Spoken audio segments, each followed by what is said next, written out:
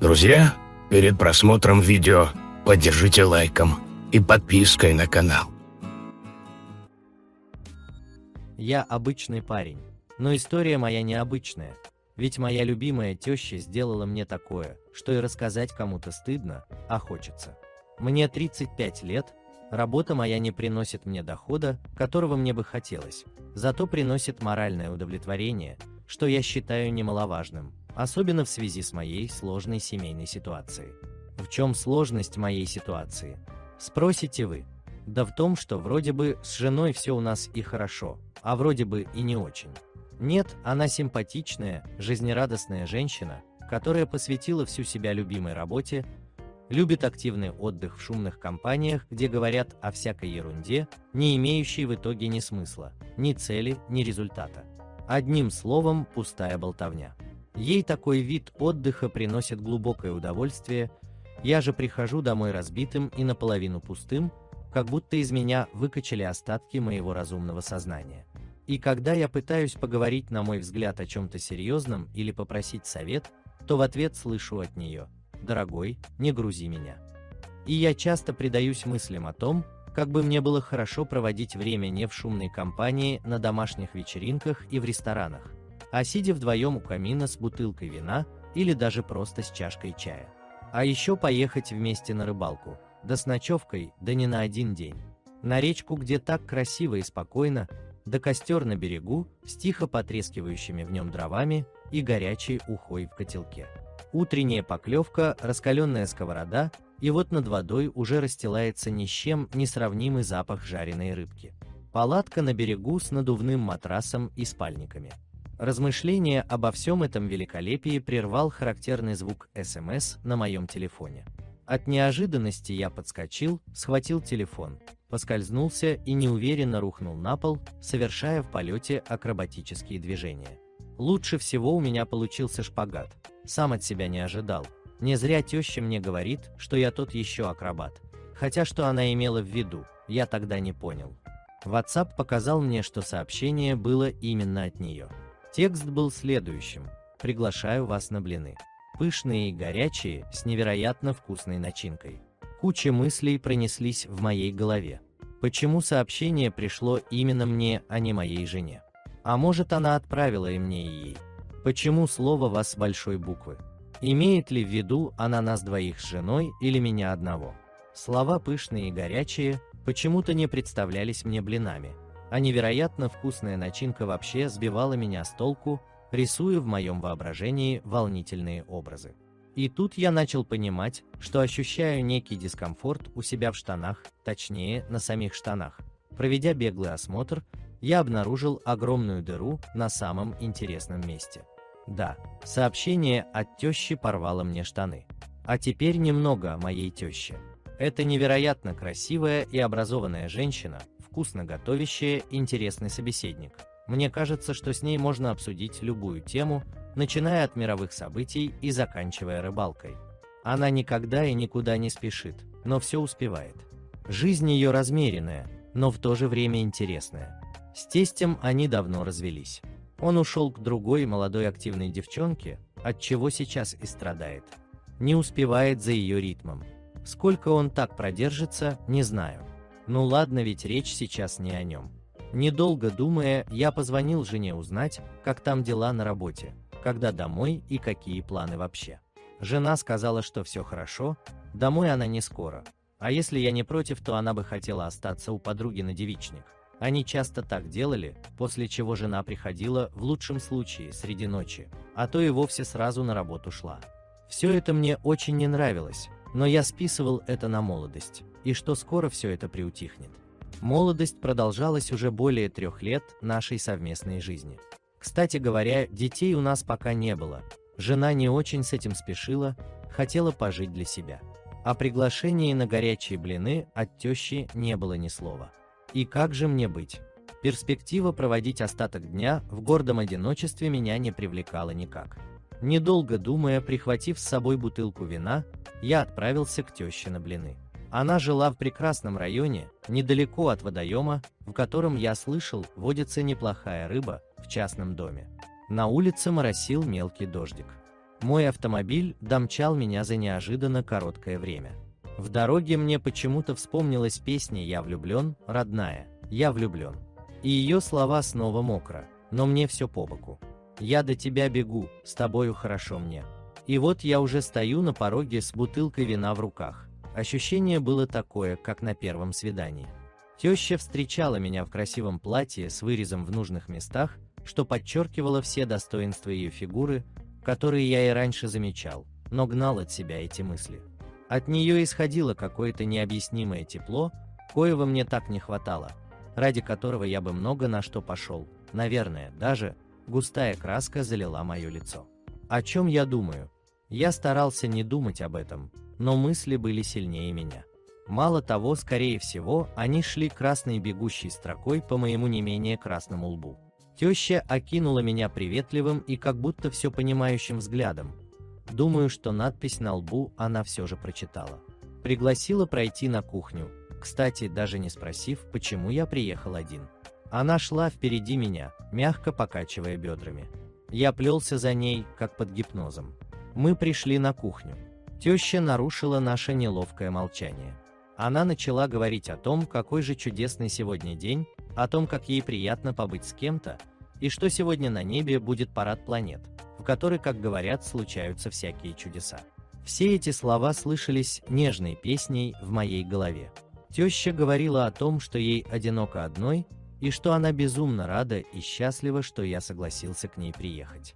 Я просто молчал и наслаждался ее мелодичным голосом. Нет, по-моему, изредка я издавал звуки, отдаленно напоминающие слова да и угу, что-то в этом роде. Немного придя в себя, я осмотрелся. На столе стояли блины с пылу жару. Вероятно, некоторые из них были с начинкой, какой мне еще представало узнать. Моя бутылка вина, которую я наконец-то выпустил из рук, стала недостающим украшением стола. Я посмотрел в глаза тещи. Они были наполнены радостью и блеском, волнением и неподдельной искренностью. Невольно мои глаза опустились на пышную грудь, объемы которой не давали мне покоя, и, по-моему, не только мне.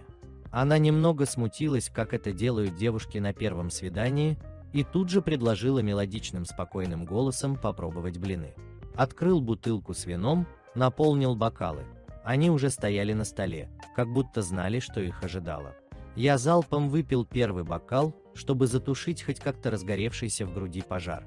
Но все мы знаем, что вино такой напиток, что пожар от него только сильнее. Теща пила вино не спеша, получая удовольствие от каждого глотка. Ее щеки немного покрывал румянец, наверное, от вина. Она слегка покачивала ногой, а вместе с ней покачивалась ее грудь, до сих пор не дававшая мне покоя. Я почему-то перестал гнать от себя будоражащие меня мысли и полностью поглотился ими. Теща предложила мне блин, положив его на мою тарелку и немного наклонившись. Из-за этого ее грудь чуть-чуть коснулась моего плеча. Заметив, что всем стало жарко, наверное, после выпитого вина, она предложила прогуляться к водоему. Мы встали из-за стола и пошли по тропинке под звездным небом. Шли молча, но это никого не смущало. Каждый из нас наслаждался этим прекрасным вечером. Затем, не знаю откуда прорезавшимся голосом, я заговорил о рыбалке, о реке, о костре, обо всем, что у меня было на душе. Как выяснилось, теща тоже любит рыбалку. У нее даже есть удочки и подсака, потому что рыба в ее водоеме крупная. Что любит уху на костре и не любит шумные компании с разговорами ни о чем. И тоже мечтает о вечерах у камина. Я вдруг почувствовал, что более близкой и родной души я не встречал. Мы остановились. На тещу падал свет луны, в котором она выглядела еще привлекательнее.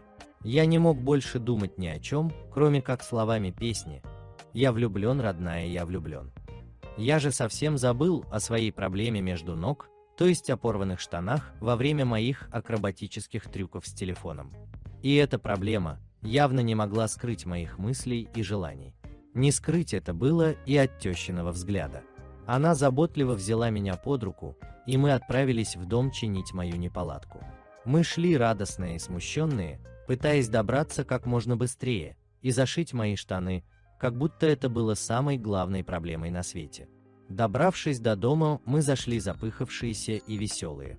Мне было так легко и просто общаться с тещей, словно мы прожили вместе не один год счастливой жизни. В очередной раз не понимаю своего тестя, и почему-то я ни разу не вспомнил про жену. Эти мысли быстро покинули мою голову, и я вернулся в состояние здесь и сейчас. Наступил ответственный момент. Теща предложила снять мне штаны для того, чтобы зашить. Она пошла за нитками, а я стоял как вкопанный. Она вернулась с ниткой и иголкой в руках, а я все стоял, не в силах пошевелиться. Она нежно посмотрела мне в глаза. Ее руки умело избавили меня от испорченной вещи, слова песни буквально вырывались у меня из груди. «Никуда не спешу, душу мне согрей. Ну-ка, ну-ка, подойди же ко мне скорей».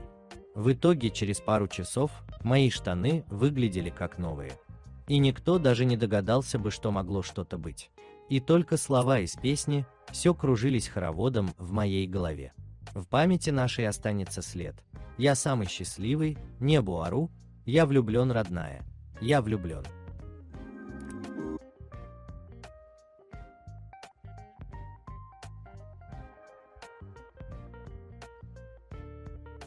Alright, everyone's presentations are done. Nick, the manager, said as he tried to move the discussion forward. Excuse me, I haven't. I recently found out something. Nick interrupted me and began to speak. There's apparently someone in this department who didn't graduate high school and is just a part-timer. Meetings should be for employees only. Absolutely right. His lackey, Mike, of course, agreed with Nick. I'm leaving. After leaving the meeting room, I started to shut down my computer. I noticed that an email had arrived, not in my personal inbox, but in the company's shared email. Thinking, there's no point in speaking up, no one will listen, I went home quietly. The next day, I heard a commotion from Nick's desk. He was staring at his computer screen, his face pale. Nick? Is something wrong? Mike looked at the screen with him. And he turned even paler than Nick. Why is he so angry? Knowing the reason for Mike's distress, I thought to myself, serves them right. My name is Adam. My mother passed away when I was in the 9th grade, and I was raised by my father. Well, you could hardly call it being raised. After my mother passed, my father changed. He drowned his sorrows in alcohol, and though he still went to work, he squandered our living expenses on horse racing. Because of that, I had to start working part-time as soon as I entered high school. Every month, I went to the convenience store with bills in hand that couldn't be auto-deducted from my father's account. Even though I endured it because I didn't want to be alone, I reached my limit in my second year of high school and dropped out. I found a live-in job at a distant inn. Thank you for everything. The day I left home, my father, still staring at the TV, spoke. Take care. That was our last conversation. Back then, 18 wasn't the age of majority, so I needed my father's permission to work, and I couldn't hide my place of employment. Yet, my father never visited me even once. I kept working just to survive, and before I knew it, I was 42. Years of hard work paid off, and I was transferred to the headquarters. I was thrilled to be recognized by the company, as I thought I'd be working in the field until retirement due to my lack of formal education. Listen up. Our work can change the future of our employees. Don't drag us down. On my first day after the transfer, Nick, dressed in an expensive suit, spoke sternly. There was a reason for this. Our inn was located in a prominent tourist destination, known so well that everyone in the state could sing its commercial jingle. At its peak, we had 5 locations within the state. But that was long ago. Due to financial difficulties and aging facilities, only the place where I had worked for many years and the original establishment remained. I was prepared to lose my job anytime, but now there was a glimmer of hope. With the rise of social media, the tourist area where the inn was located started gaining attention again. Depending on how hard the sales department, where I was transferred, worked, we could either thrive or be forced to give up this prime location to the new hotel chains continuously popping up. For Nick, who had switched careers from another industry to strengthen our sales, this was a battle he couldn't afford to lose. I understood why he had to be strict. I will do my best. Nick sneered at my enthusiastic declaration. Did you not hear what I said? I'm sorry. I thought I was listening carefully. Out of habit from years of customer service, I apologized reflexively, though I had no idea what had offended him. Someone was watching me with a smirk. In this department, there are those who are expected to excel and those who have been shoved here because they have nowhere else to go. You are the latter. It was Mike, the section chief. He's 7 years younger, at 35. But he was called to headquarters much earlier than I was and had been moving around within the headquarters ever since. I'm not jealous, but I can't accept that he's my boss. Graduating from a prestigious university, he has an unusually high pride and caused many problems as a newbie, making things very difficult for me when I was the front desk leader. When I found out Mike was transferred to the sales department a month before me, I was disheartened. Mike is right. With just a middle school diploma, there's not much you can do. Don't even think about achieving results. As if I didn't exist, Nick remarked, "I'm thirsty." Mike eagerly ran to the coffee maker. It seems Mike is Nick's lackey. I regretted being happy about my transfer to headquarters, wishing I had stayed on site forever. Send a direct mail to every company on this list by the end of the day. Nick only assigned me tasks that even a new graduate could handle. What? There are over 1,000 companies. You want me to send to all of them by today? Yes, if you and your fellow misfits split the work, even those with nowhere else to go should finish by today. I glanced at the employees typing away expressionlessly.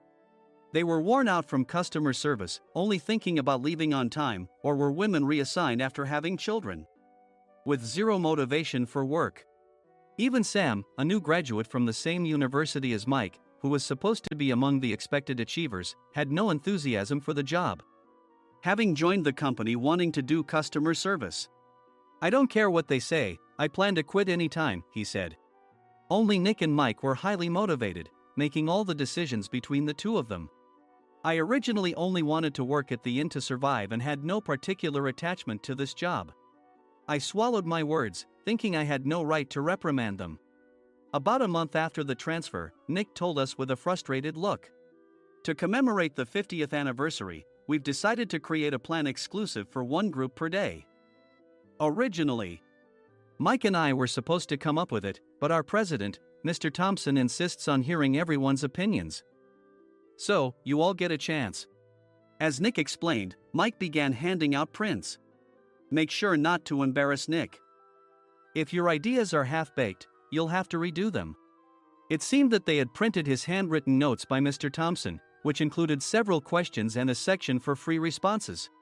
It made sense why Nick had to seek our input, given that all responses had to be submitted to Mr. Thompson. We were given a week to think about it, and a meeting was scheduled to compile our ideas. My plan is to let guests enjoy both the old and modern America. Nick began the presentations. Guests would watch a master confectioner at a nearby traditional sweet shop make sweets in front of them. The welcome drink would be premium tea in a bottle. Nick's plan was certainly attractive. After his presentation, Nick called on us to present in the order we were seated. Just as I stood up for my turn.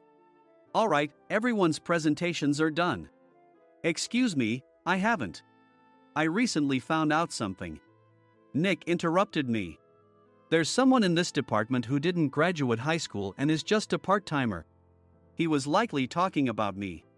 I joined the company as a part-timer and was made a full-time employee when I turned 20. That was 20 years ago, so Nick and Mike probably had no chance to know until recently. Meetings should be for employees only. Absolutely right. After that, Nick kept creating opportunities to solicit everyone's opinions, purposefully excluding me from speaking. The meeting unexpectedly heated up and went past the scheduled end time. A few people asked to leave, and the discussion continued with the remaining few. Still here? Normally, you'd leave in that situation. Though I had no attachment to the job initially, hearing kind words from customers made me want to make them happier. For someone like me, with nowhere to go, the inn was my home and customer service was my life. I felt pathetic about my current self. I'm leaving. I left the conference room and started shutting down my computer. I noticed an email had arrived, not in my personal inbox, but in the company's shared email. Thinking no one would listen to what I had to say anyway, I quietly went home. The next day, while preparing the DM as instructed, I heard a commotion from Nick's desk. In his haste to stand up, he hit his knee on the desk. He stared at his computer screen, his face pale. "Nick! What's wrong?" Mike, thinking he should be the first to rush over, approached Nick while still wearing his coat. He peered at the screen with Nick. And he turned even paler than Nick. Why is he so angry? Who is responsible for this company? Nick, more irritated than ever, asked, and Mike answered without checking. Probably Sam. Sam wasn't there because he was attending a morning training session for new hires. Nick gave up on getting angry and returned his gaze to the screen. They were looking at an email that arrived right after the end of the working day yesterday. Apparently, no one, including me, had checked it before leaving. The email was from a large company that used us for their annual employee trips. The president and executives of that company also frequently used our services personally. President of the company, Mr. Mason himself, had declared that neither he nor his company would ever use our services again. Well, some companies cancel their employee trips or stop using our services due to financial struggles. Let's just move on. Mike kept wiping the sweat from his forehead with a handkerchief. Knowing why Mike was so agitated, I quietly watched their interaction. Do you know how much revenue we get from that company? We can find other guests to fill the rooms, but we'll lose the banquet costs, gift shop revenue, rental car fees, and more. Moreover, the gifts were supposed to be prepared by the traditional confectionery shop involved in Nick's proposed plan. If it's known that we incurred such a huge loss at this critical time, Nick's position in the company would be jeopardized. Nick took a deep breath, seemingly trying to calm himself. All right, Mike. Go to New York right now and apologize to Mr. Mason. What? You're coming with me, right? I have urgent work to do. I trust you, which is why I'm entrusting this to you. Please. Mike, believing Nick's sincerity, agreed with a determined look on his face, saying, yes. That's Nick for you. Even if Mike went to apologize, Nick would shift all the blame onto him if the client didn't change their mind. Well, it was Mike's fault to begin with, so it served him right. About 3 hours later, Sam answered a call from somewhere and repeatedly apologized, saying, I'm very sorry. Everyone watched to see what was happening. After ending the call, he informed Nick with a weary tone. When Mike arrived at the client's company, he only made things worse, further infuriating Mr. Mason. He was demanding, get his boss here immediately. It was no wonder Sam was exhausted, dealing with such a call right after returning from training. What is that idiot doing? All right, Adam, you're coming with me. If sacrificing Mike didn't work, then I must be next. Normally, I'd want to refuse at all costs, but I saw an opportunity in this situation. If I can be of assistance, I'd be happy to join you. I obediently followed Nick, and we flew to New York. When we introduced ourselves at the reception, it became clear how serious the situation was, as the receptionist personally escorted us to the president's office. Angry voices leaked through the door, making both Nick and me uneasy. Excuse me. I'm Nick, the supervisor. I understand my subordinate has caused you trouble, and I deeply apologize. Nick, with his experience in the corporate world, knew enough to offer an apology before excuses.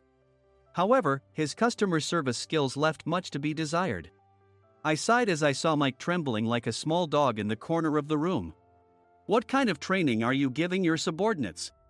Mr. Mason glared at Nick with a red face. The intensity of his gaze made even Nick take a step back. Regrettably, I joined this company only 2 years ago and was unaware of Mike's issues. I should have identified his shortcomings sooner. Indeed. I should have realized sooner. No sensible person would come to apologize and then give a lengthy presentation on the drawbacks of not using their in. Nick froze, his mouth slightly open. Suspecting the worst, I picked up the documents that had fallen to the floor. It seemed Mike hastily prepared these documents on the plane, listing the disadvantages. Disadvantage 1: if you change the venue for the company trip, employees might suspect it's for cost-cutting reasons, leading to a negative impression. Reading it aloud half-jokingly, Nick snatched the papers from my hand and checked the contents with a furious expression. Among the stack of documents was a receipt from a nearby convenience store's copy machine. I felt a pang of dread, hoping he hadn't shown the receipt as well. What do you think he said when I asked what kind of nerve he had to do this? I'm very sorry. Faced with the dire situation, Nick must have thought there was nothing left to do but apologize. In a voice smaller than I'd ever heard from him, he uttered words of apology. He said, "I'm a Harvard graduate. I don't believe I said anything wrong." Mike! What have you done? Forgetting his plan to pin the blame on Mike, Nick yelled loudly, even in front of Mr. Mason. "I didn't do anything wrong." "You're still saying that? Look at him." Mike pointed at me with a shaking hand. "I was assigned to headquarters in my 20s and now I'm a section chief. This guy only made it to headquarters at 42. Everything I've done proves I was right. So why are we losing the contract?" Having said his piece, Mike collapsed to the floor. "Of course. You were sent there because you had nowhere else to go." Mike never expected to hear such words from someone he looked down upon. He lunged at me, and Nick hurriedly stepped in to stop him. "Mr. Thompson told me Mike is a quick thinker, and to take good care of him." There's no way he was pushed aside. "Don't make things worse here. He didn't say quick thinker, he said only quick-witted, didn't he?" I don't remember that part. I recalled the many troubles Mike caused when he was a newbie. When Mike was on the front line, his pride was so high that he never apologized to customers. Customer service, especially in our job, doesn't work alone. It brings both good and bad situations. If the front staff or housekeepers made mistakes, or the cleaning company didn't properly clean a room, one had to apologize to the customers regardless of personal fault. Mike, in such situations, would never apologize, insisting he wasn't at fault. This often angered customers, and as the front desk leader, I frequently had to apologize on his behalf. He caused complaints and disrupted operations, which is why he was quickly moved to headquarters. In departments where he didn't interact directly with customers, his quick thinking was beneficial and things went well. But it seemed his flaws were starting to show. Corporate reservations are supposed to be entered into the system by the sales representative. But a quick check yesterday revealed that more than 10 items were missing from the client's reservation. The handover document clearly stated what needed to be prepared. Why didn't you enter it into the system? Why do we have to give them special treatment? Filling rooms near the banquet hall, setting up all the food in advance. Specifying the brand of wine, they're too demanding. No wonder he always angered customers, I thought, feeling a headache coming on. Grouping them in rooms near the banquet hall is for our benefit too. It makes it easier for the staff to set up beds and serve breakfast since everyone's schedule is synchronized. As for the other requests, Mr. Mason suggested them to lighten our load. I didn't know that.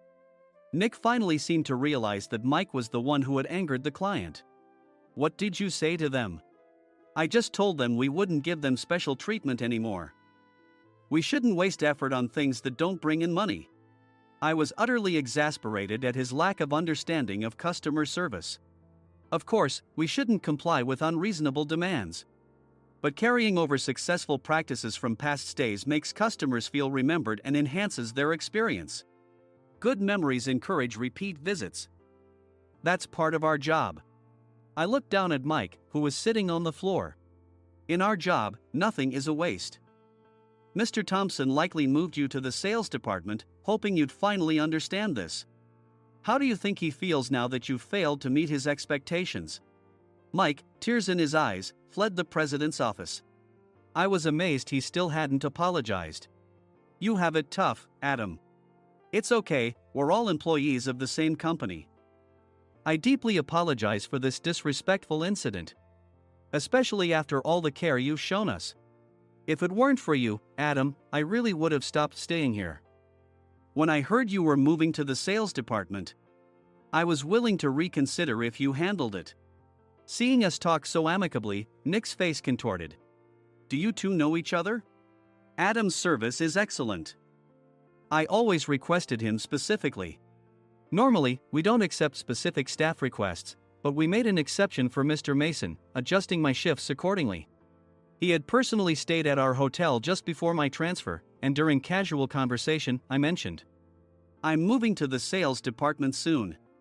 If I hadn't told him then, things could have been much worse. Please continue to take care of us. I look forward to it. On the return flight, Nick awkwardly offered me a can of beer. It's still working hours. Of course, I had no intention of forgiving him for a single beer. Nick might try to pin everything on Mike and avoid any consequences. While pondering this, a startling fact came to light. Nick, the tea bottles for the plan have arrived. I handed Nick a bottle labeled with our inn's name. They look good. What are you talking about? These are plastic bottles. I had assumed we would use the trendy, high-end bottling tea. But what arrived were ordinary plastic bottles of tea with customized labels. The only unique aspect was the label, which had the inn's name, making it look customized.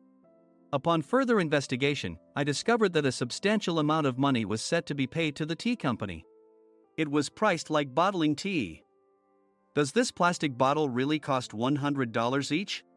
The tea inside is specially blended for us. The extra cost is for that. Wouldn't it be better to use another tea company? Or is there a specific reason we must use this one? As Nick continued to make excuses, I showed him a printed email. I informed the tea company's president, Mr. Mitchell, that we discovered irregular payments and he confessed. He said you two were high school classmates and planned to split the extra money. That idiot. Why did he confess? That's not important. You should worry about yourself, this could turn into a police matter. Opening the bottle cap, I suggested. How about calming down with this tea? It supposedly has a relaxing effect. Nick drank the tea frantically. In the following days, decisions were made about their fates. Mike was reassigned to the General Affairs Department, with no chance of transfer or promotion, as per Mr. Thompson's orders. As for Nick, since the payment to the tea company hadn't yet been made, he narrowly avoided legal trouble. Instead, he was encouraged to leave the company, and to avoid further complications, Nick submitted his resignation. Rumor has it that connections between HR departments have made it difficult for him to find new employment. Even though it was good to have those two gone, something unexpected happened in the sales department. Everyone became motivated and united in refining the 50th anniversary plan. In the end, my plan was adopted. We collaborated with the Tourist Information Center to provide personalized guides. The plan, tailored to the number of guests, was truly special for the 50th anniversary. Hey, is Adam's family coming to stay? I immediately booked that special plan for my family. Sam noticed it on the reservation list and quickly picked up on it. Yes, I'm inviting my father. That's great. I might invite my parents too. I lacked the courage to face my father just as Adam. But here, with the confidence Mr. Mason praised, I felt ready. The 50th anniversary plan was a perfect opportunity to reconnect with my father. I hoped to bring back the days when we could laugh together as we once did.